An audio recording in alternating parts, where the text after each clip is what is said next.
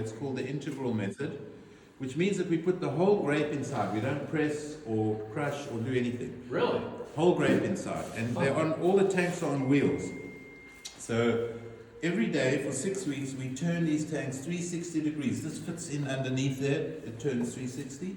And the weight of the grapes against one another causes the juice to come out.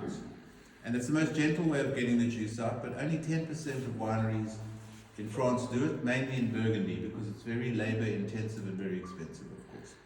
So once we've got all the wine there, then we transfer it to the barrels where it stays for 12 to 14 months.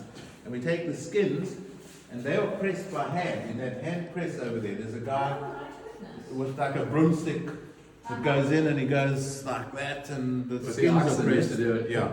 That's as close to Lucy as you're going to find. Exactly. Yeah, and that juice goes into these 3 tanks, because that's very intense juice, okay? It's got a lot of tannins and a lot of enzymes because it's from the skin.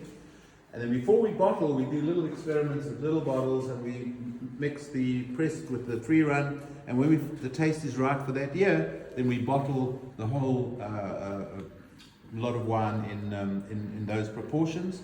It's mixed in that blending tank. That blending tank takes 7,000 bottles, and we only make 6,000. So everything's done there, and then we bring in the bottling plant, and in 4 hours, the whole year's work is put into bottles.